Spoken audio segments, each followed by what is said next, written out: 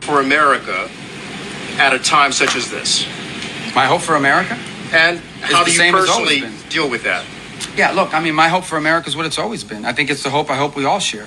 We want it to continue to be the place where anyone from anywhere can achieve anything, where you're not limited by the circumstances of your birth, by the color of your skin, by your ethnicity, but frankly, it's a place where you are able to overcome challenges and achieve your full potential. I think that should be the goal of every country in the world, frankly. But I think in the U.S., we're not perfect.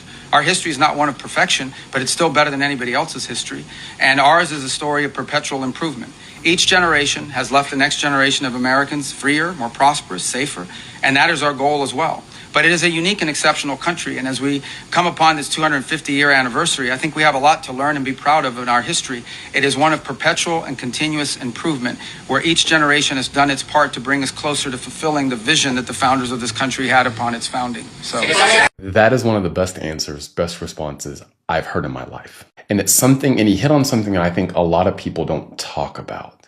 In the preamble to our Constitution, it says this: "We, the people of the United States, in order to form a more perfect union, establish justice, ensure domestic tranquility, provide for the common defense, promote the general welfare, and secure the blessings of liberty to ourselves and our posterity, do ordain and establish this Constitution for the United States of America." A major part of this that people do not talk about is, in order to form a more perfect union. At this time, they were not claiming our country was perfect. This hints at our country, you could argue the American experiment, being an experiment that's designed to progress and get better consistently over time, or at least that's the goal.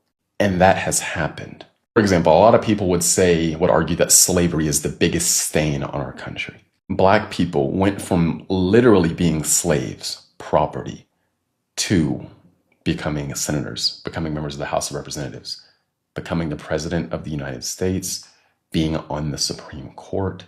This country has consistently gotten better over time. Wealth has went up, life expectancy has went up, unemployment has went down, racism has went down, GDP has went up, poverty has went down. And I'm saying this to many of the Black people watching this who complain about this country consistently.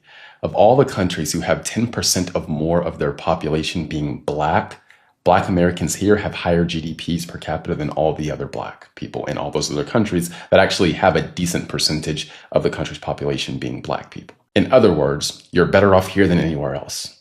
There's not a place on earth I would rather be than this country. The greatest country in the history of existence. Anyway, that's all I've got for now, guys. Don't forget I have a free email newsletter. The link to that is in my profile.